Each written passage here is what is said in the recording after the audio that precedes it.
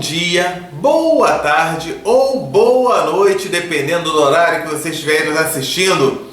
Meu nome é Sérgio W. Soares e estamos dando início a mais um Auxílio ao Evangelho no Lar. Este é o de número 139, onde vamos estudar Evangelho segundo o Espiritismo. Aqui, esse aqui. Tá vendo aí? Tá vendo? Evangelho segundo o Espiritismo. Capítulo 17. É aquele que fala: sede perfeitos. Procure a perfeição, embora a gente saiba que estamos longe de sermos perfeitos, mas se a gente der um passo hoje, um outro passinho amanhã, um outro passinho depois de amanhã, a gente vai estar no caminho certo, né? E é o item 4, que fala os bons espíritas. Por que existem maus espíritas? Existem. É importante a gente entender: existem bons espíritas e maus espíritas, existem bons católicos e maus católicos, existem bons evangélicos e maus evangélicos, bons budistas e maus budistas. Por quê? Porque o que caracteriza a bondade ou a maldade não é a religião necessariamente, mas as ações da pessoa. É esse o ponto. Hitler era católico, ia à missa todo domingo. Era um bom católico? Não era, né? Então, a gente poder entender isso aí melhor. Bom, toda sexta-feira a gente coloca um vídeo novo.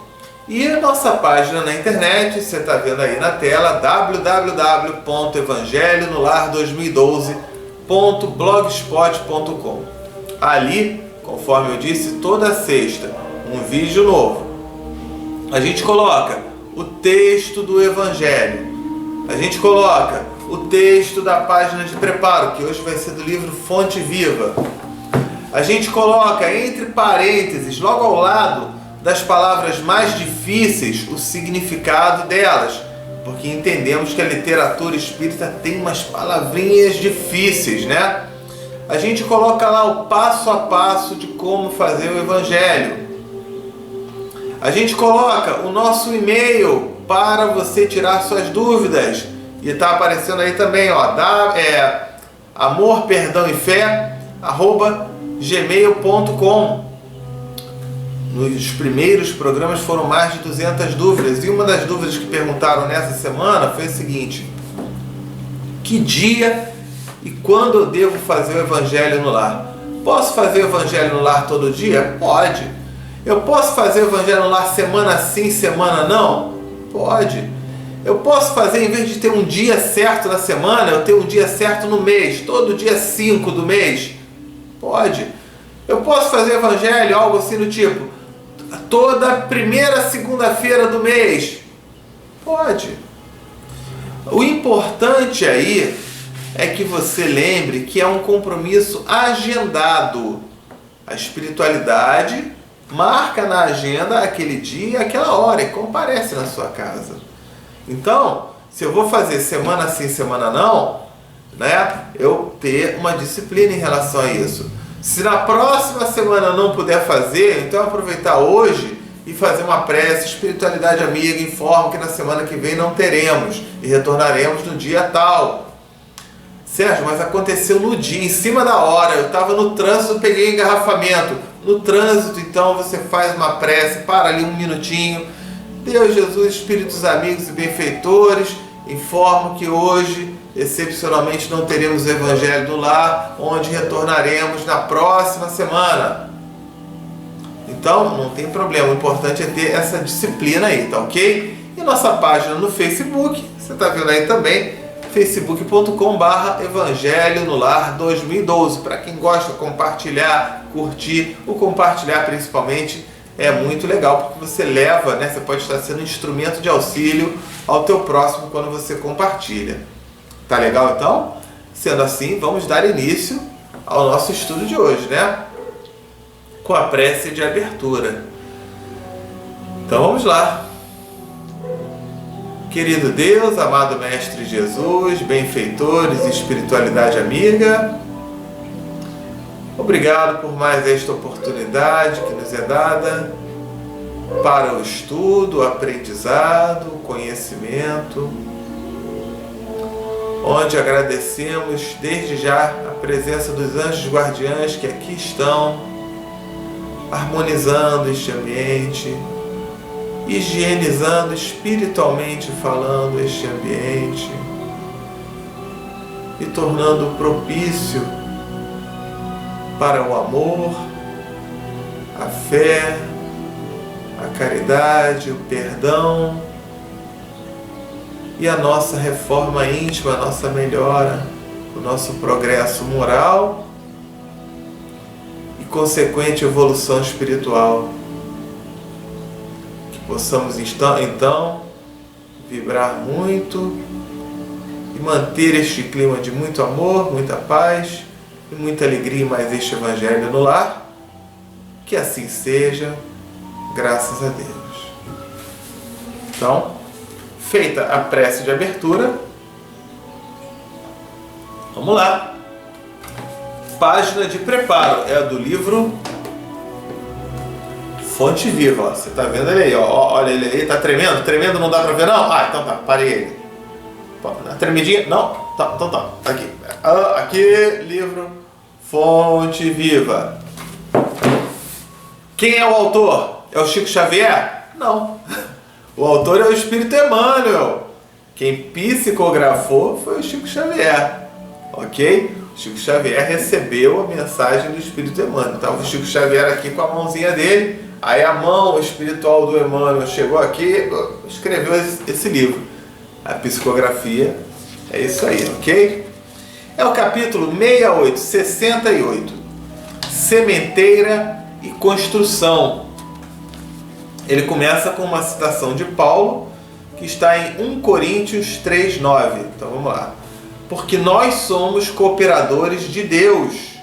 Vós sois lavoura de Deus e edifício de Deus. Então ele começa, asseverando, confirmando, Paulo, a sua condição de cooperador de Deus e designando a lavoura e o edifício do Senhor nos seguidores e beneficiários do Evangelho que o cercavam, traçou o quadro espiritual que sempre existirá na Terra em aperfeiçoamento entre os que conhecem e os que ignoram a verdade divina. Qual é essa verdade divina? É que estamos aqui para o nosso aprimoramento, para nosso progresso, para trabalhar no bem. E quando eu trabalho no bem, eu construo coisas boas. Na lavoura, eu planto sementes boas. Na cidade, eu construo edifícios, obras boas. Por isso que ele já colocou nos dois sentidos. Se já recebemos da Boa Nova a lâmpada acesa para a nossa jornada, o que é Boa Nova? Boa Nova é o que se chama do Evangelho. Evangelho, ele vem, se não me engano, do latim Evangelium, que quer dizer Boa Nova. Então, são as mensagens que Jesus nos trouxe, nos mostrando que a vida continua, nos mostrando a importância da prática do bem, a importância da fé, do perdão, da caridade, do auxílio, do amor. Isso é o Evangelho, é a Boa Nova. Tem gente que pensa, Evangelho é a vida de Jesus. Não, não é isso necessariamente. Evangelho é Boa Nova. Então são as boas notícias, ok? Então, vamos lá. Se já recebemos da Boa Nova a lâmpada acesa para a nossa jornada, somos compulsoriamente, obrigatoriamente considerados colaboradores do ministério de Jesus, competindo-nos, cabendo a nós, a sementeira e a construção dele em todas as criaturas que nos partilham a estrada. Então, se a gente já sabe disso, a gente já tem o quê? Essa obrigação. É um dever nosso trabalhar no bem. Conhecemos, pois, na essência, qual o serviço que a revelação nos indica logo nos aprimoramentos da luz cristã.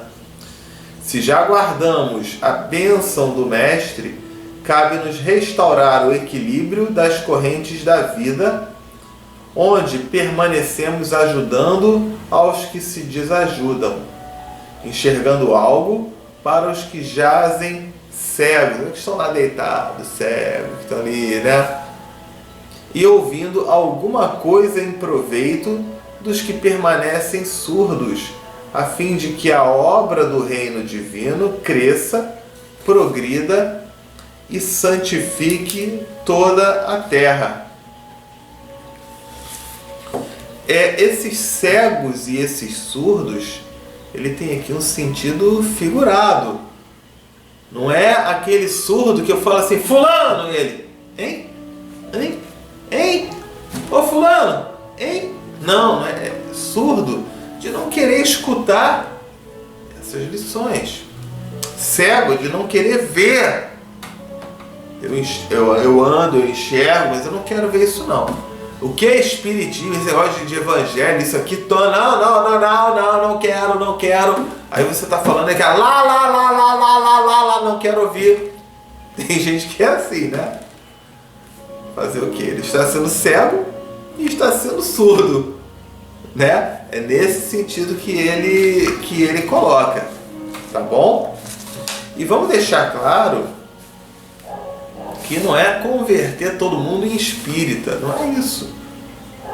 É conseguir transmitir os valores morais que todas as religiões deveriam ter. A fé, o perdão, a caridade, o amor, o auxílio, a paciência, a tolerância, a paz. É isso que se coloca.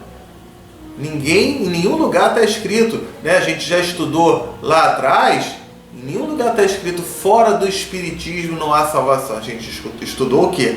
Fora da caridade não há salvação. Porque é esse o valor principal que deve existir em cada um de nós, ok? Então vamos lá. O serviço é de plantação e edificação, construção, né? Reclamando esforço pessoal e boa vontade para com todos, porquanto, de conformidade com a própria simbologia do apóstolo, o vegetal pede tempo e carinho para desenvolver-se, e a casa sólida não se ergue num dia só, né? Em toda parte, porém, vemos pedreiros que reclamam, né, contra o peso do tijolo e da areia, e cultivadores que detestam as exigências de adubo e proteção à planta frágil, né? Tem gente que está construindo e fala, esse tijolo é pesado, isso aqui é chato, isso aqui é aquilo. Fazer o que, né? E o outro que está plantando, esse adubo é enjoado, isso aqui não presta, que saco, eu estou acordando cedo para plantar, tem que ficar molhando isso aqui. O ensinamento do Evangelho, contudo, não deixa margem a qualquer dúvida. Se já conheces os benefícios de Jesus, és colaborador dele na vinha do mundo. Vinha é como se fosse a plantação, né, do mundo. E na edificação do espírito humano para a eternidade. Avança na tarefa que te foi confiada e não temas. Se a fé representa a nossa coroa de luz, o trabalho em favor de todos é a nossa bênção de cada dia. Ok? Então, esse ponto aqui que ele esclarece. Vamos trabalhar, vamos semear. Quando a gente fala aqui em Facebook, toda semana, gente, compartilha.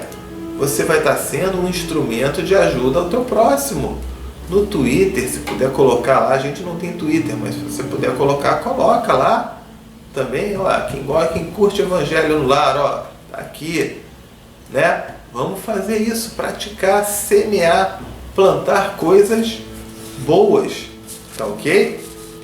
Então, capítulo 17, sede perfeitos, né? Item 4, os bons espíritos. Então, quem são esses bons espíritos? É um itemzinho um pouquinho grande, vamos lá, vamos correr um pouco. Bem compreendido, mas sobretudo bem sentido, O Espiritismo leva aos resultados acima expostos que caracterizam o verdadeiro espírita como o cristão verdadeiro, pois que o mesmo é que outro, ou seja, verdadeiro espírita e verdadeiro cristão é a mesma coisa. Aí um católico vai falar, e verdadeiro católico não entra nessa? Verdadeiro evangélico não entra nessa? Verdadeiro judeu não entra nessa? Se estiver praticando os valores morais, também. Como estamos falando de espiritismo, a gente coloca aqui para a posição dos espíritas. Então, verdadeiro espírita como cristão verdadeiro. Aliás, é interessante que a gente, quando vê alguma pessoa que procura agir correto, fazer bem, de vez em quando um chega e fala assim, vem cá, tu é espírita, é?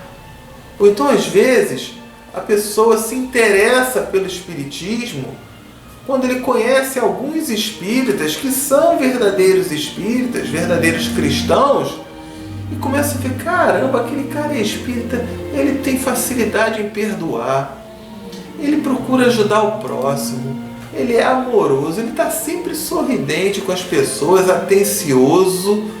Eu estou com curiosidade de conhecer esse negócio de espiritismo. Muita gente faz isso quando enxerga o bom exemplo, né? Então, é muito importante que a gente compreenda isso aí também.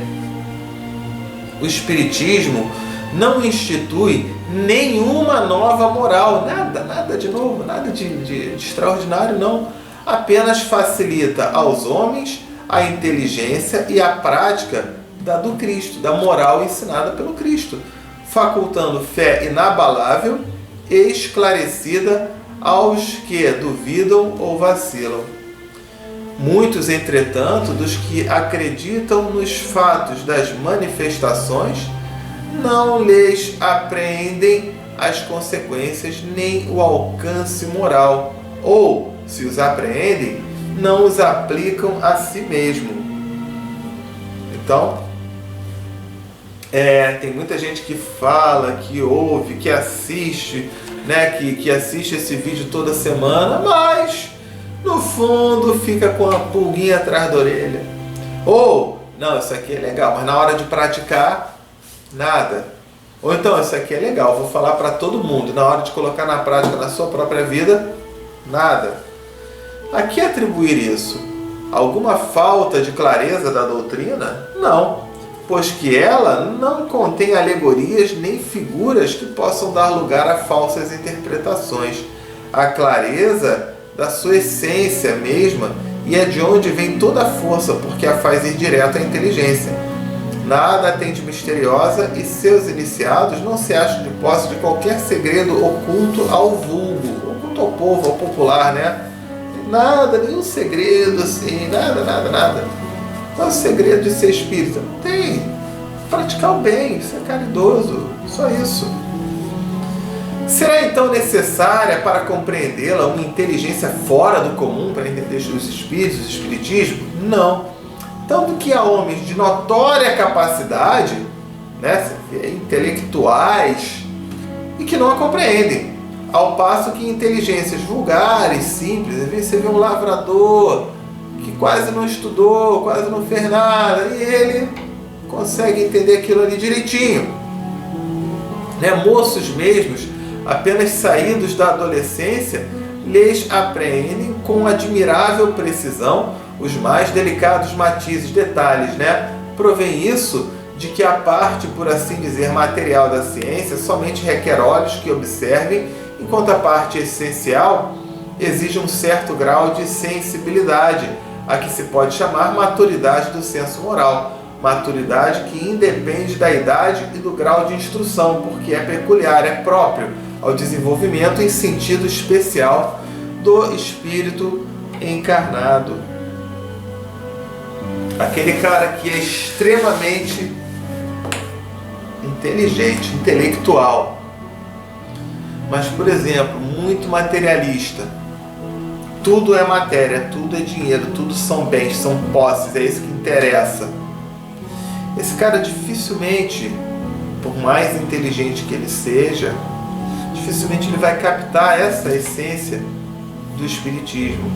Essa essência destes valores morais, esta essência de que isso aqui nada mais é do que uma passagem, de que eu já vivi muitas outras vidas e ainda viverei muitas outras, ainda reencarnarei em muitas outras. Falta essa sensibilidade.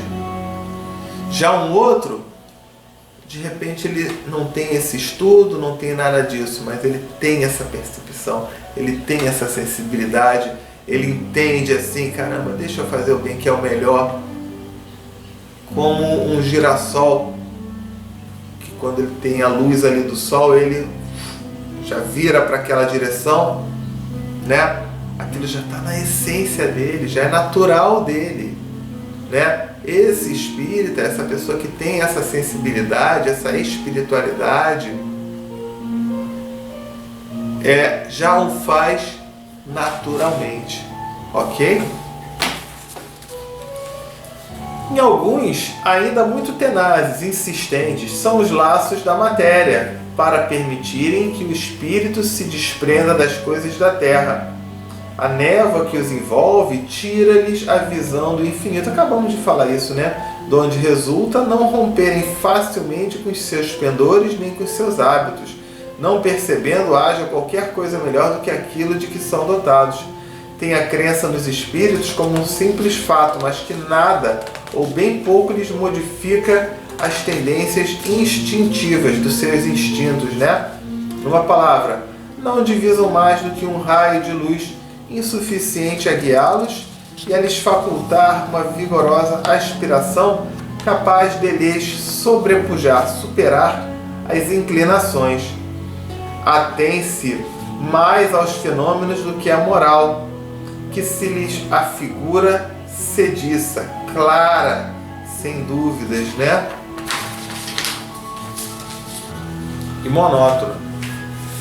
Pedem aos espíritos que incessantemente os iniciem em novos mistérios, sem procurar saber se já se tornaram dignos de penetrar. Isso aqui é uma grandeza. Olha, o que chega de e-mail: Sérgio, eu quero receber uma psicografia. Sérgio, um fulano querido meu acabou de morrer, eu quero receber a mensagem dele. Sérgio, eu quero isso, quero aquilo. O que chega de e-mail assim é uma grandeza. E o que o Sérgio pode fazer? Praticamente nada. Por quê? Eu vou contar uma historinha. Um dia, estava numa festa, num aniversário, e uma pessoa muito querida, né, falando assim, sabe, vocês são espíritas, recebem mensagem, psicografia. Eu nunca recebi um sinalzinho da minha mãe, que desencarnou há vários anos. E a resposta veio muito rápida. Primeiro, era uma pessoa extremamente cética, extremamente que não acreditava em nada. Ora, se é uma pessoa que não acredita em nada, se alguém chega e fala, eu tenho uma mensagem da sua mãe, ela vai acreditar? Não vai. Pelo contrário, ela vai fazer chacota, vai zombar, vai ficar, como dizem no popular, vai ficar zoando com o pessoal. Aquilo vai adiantar? Vai fazer ela prestar mais atenção? Pelo contrário, às vezes vai fazer ela ficar com medo e querer se afastar mais ainda. Será que estamos preparados para receber mensagens, informações, lembranças de vidas passadas? Lembranças de vidas passadas, sim. Livro dos Espíritos, pergunta 399. Por que não nos lembramos de nossas vidas passadas? E aí a resposta, né, que não compete isso a nós, mas com o auxílio dos nossos mentores, nossos guias espirituais, que muitas vezes nos é concedida a oportunidade de lembrar de vidas passadas, se aquelas lembranças forem importantes para o nosso progresso, desenvolvimento moral e espiritual. Aí você procura na internet a Associação Brasileira de Psicoterapia Reencarnacionista, que trabalha como ciência e trabalha as regressões com o auxílio dos mentores espirituais, não necessariamente com um psicólogo. Quem orienta são os mentores espirituais. Algumas casas espíritas trabalham isso, fazem esse tipo de trabalho. Caramba! Mas será que está todo mundo preparado, pronto para isso? Não está. Então é necessário que um progresso, uma evolução, para que aí sim possa estar pronto para captar todas essas informações, senão o cara fica doido. Ele vai ficar baratinado, ele vai ficar com a pulga atrás da orelha, vai fazer algum bem àquela pessoa? Não vai, então vamos deixar como está. Deixe que no seu tempo certo ela vai abrir os olhos, abrir os ouvidos para compreender e assimilar. A gente lembra que aqui não é uma competição. Um já pode ter captado isso, outro pode ser que leve essa encarnação mais umas 2 ou 3 até captar, outros já captaram desde 2, 3 vidas passadas. Não tem problema. Cada um no seu tempo. E a gente fazer o quê? A nossa parte, fazer o bem, o auxílio, a caridade, o amor ao próximo. Ok? Os arcanos, os mistérios do Criador, né? Esses são os espíritas imperfeitos, alguns dos quais ficam a meio caminho ou se afastam de seus irmãos em crença, porque recuam ante a obrigação de se reformarem, ou então guardam as suas simpatias para os que lhes compartilham das fraquezas ou das prevenções. Contudo, a aceitação do princípio da doutrina é um primeiro passo que lhes tornará mais fácil o segundo passo numa outra existência. Então, é a oportunidade que a gente tanto quis, que a gente tanto precisava. E são vários que chegam e falam, não quero isso não, não vou fazer isso não. Ou prefere debochar, ou prefere fazer o quê? Não está no tempo dele. Porque numa hora que a gente aprende esses valores, torna-se uma obrigação. É bem parecido, eu dou esse exemplo aqui, já falei em diversos programas nossos, o fumante. O cigarro faz mal? Faz mal, ok. Mas aí aquele cidadão que fuma, ele estuda, cresce e faz uma faculdade de medicina. Gente, a responsabilidade, o suicídio inconsciente entre aquele cara que não tem instrução nenhuma e fuma porque sente aquele prazer, mas não tem noção do mal que aquilo faz, esse suicídio é bem diferente daquele que se formou em medicina, estudou, foi provado por A mais B que o fumo do cigarro faz mal. Esse cara que se formou médico, na hora que ele continua fumando e no desencarne, ele vai sofrer muito mais do que o outro. Porque ele sabia daquilo. Continuou por quê? Então, é uma responsabilidade. Quando a gente aprende esses valores, são responsabilidades que a gente está adquirindo. Porque agora eu sei que é tudo uma continuidade, é uma sequência. Aquilo que eu plantar aqui agora, eu vou colher nessa vida ou numa próxima vida. Opa, então deixa eu me policiar um pouco mais. Deu para entender? E nem todos, quando se veem diante dessa responsabilidade, querem assumi-la. Mas já era, já sabe daquilo. E caem na ilusão do tipo, vou abandonar isso tudo que aí eu não tenho mais responsabilidade. Que tolice. Que engano que a pessoa está cometendo. Porque ela já tomou aquele conhecimento. Se ela não vai se aprofundar, se vai largar, paciência. Ela já teve aquele comprometimento, ela já percebeu. E ela está enganando a si própria. Fazer o quê? Então vamos lá. Aquele que pode ser, com razão, qualificado de espírita verdadeiro e sincero se acha em grau superior de adiantamento moral. Não é superior de eu sou melhor que você, não. Adiantamento moral. Esse adiantamento moral faz justamente o quê? Você ter uma humildade perante o próximo. Também não é falar assim, eu sou uma meba estacionada, eu não tenho valor nenhum, não valho nada. Não é isso. Também não é isso. Essa superioridade moral é dele conseguir praticar o bem, o amor, o perdão, a fé, a caridade. Às vezes, eu brinco com umas pessoas, eu falo, eu me considero um pangarezão. Mas Sérgio, você está se rebaixando? Não necessariamente. Eu coloco o quê? Eu prefiro ser o pangaré do que o cavalo puro sangue. O cavalo puro sangue é aquele que recebe aquela comida cheia de mimo, cheia de paparico. Não mexe muito comigo isso. O pangarezão é aquele que ajuda, né? Aquele que carrega ali a carga, que se tem a comidinha dele hoje tá bom, se não tem ele vai procurar um capim ali para comer, e se vira, e trabalha, e auxilia.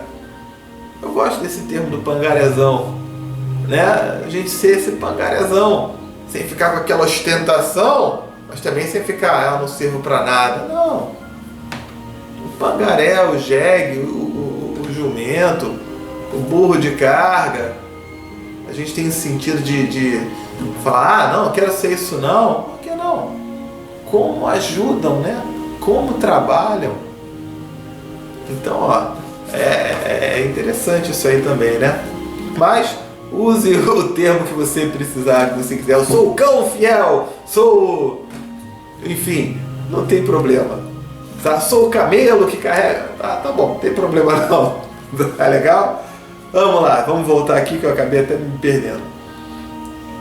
Então, se acha em grau superior de adiantamento moral. O espírito que nele domina de modo mais completo a matéria, dá-lhe uma percepção mais clara do futuro.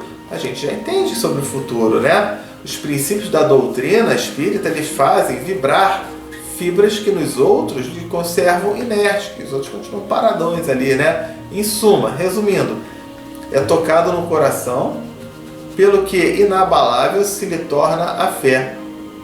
É igual um músico que alguns acordes bastam para comover, ao passo que outros apenas ouvem sons. Às vezes um escuta um barulhinho, um violino tocando, ele fica emocionado, o outro, aquilo ali é um barulho só, né? Reconhece-se o verdadeiro espírita pela sua transformação moral e pelos esforços que emprega para domar suas inclinações mais, porque todos nós aqui temos essas inclinações mais ainda. Então a gente domar isso, não deixar que isso domine a gente, né? Muito pelo contrário, é a gente dominar isso para a gente conseguir praticar o bem. Enquanto um se contenta com seu horizonte limitado, outro que apreende alguma coisa de melhor se esforça por desligar-se dele e sempre consegue, se ele estiver firme à vontade. Vamos lá. Tempo aqui já quase estourando, o momento da prece, da vibração pelas pessoas queridas. Eu vou fazer a prece, vou começar. Quando eu disser pausou, você pausa aí teu vídeo e todos mencionam o nome de amigos, inimigos, encarnados, desencarnados. Vocês desejam tudo de bom, tudo de melhor. Quando vocês terminarem, solta o pause para fluidificação da água, ok? Então vamos lá para a prece.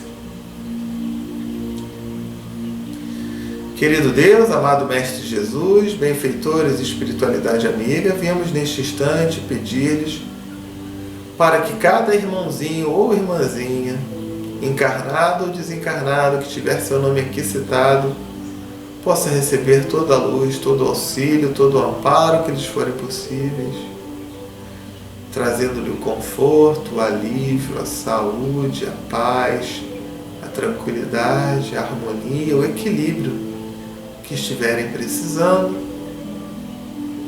Que assim seja, graças a Deus. Pausou?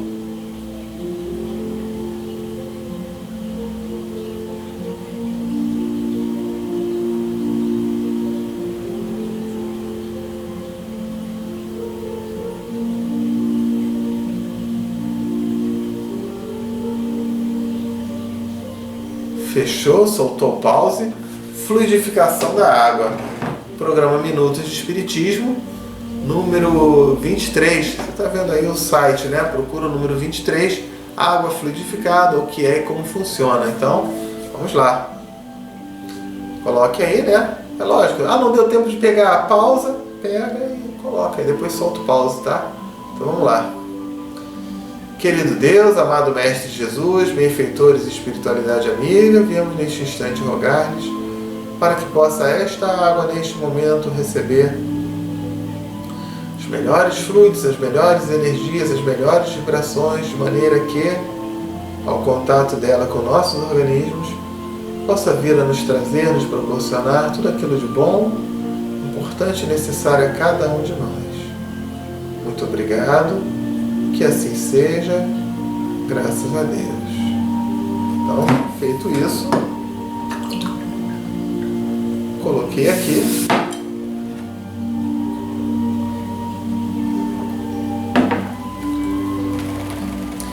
Hora de encerrar, né? Prece de encerramento. Então, vamos lá. Querido Deus, amado Mestre de Jesus, benfeitores e espiritualidade amiga, obrigado por mais esta oportunidade de estudo, aprendizado, aprimoramento, conhecimentos, que possamos colocar na prática em nossas vidas essas lições assimiladas hoje, de maneira que venhamos a ser instrumentos verdadeiros de Deus na prática do amor, da fé, da caridade, do perdão, da tolerância, da paciência, do auxílio, da paz, da alegria perante o nosso próximo. Que possamos ter uma semana de muita luz, muita paz, seja pelo nosso merecimento ou pela misericórdia de Deus, e que possamos estar aqui juntos na próxima semana para mais um estudo, mais um Evangelho no Lar, mais uma oportunidade de lições e aprendizados. Muito obrigado, que assim seja, graças a Deus. Muito bem, sendo assim, estamos finalizando o estudo de hoje, tá ok? Tenham todos uma ótima semana, fiquem com Deus e até o nosso próximo encontro. Tchau, tchau!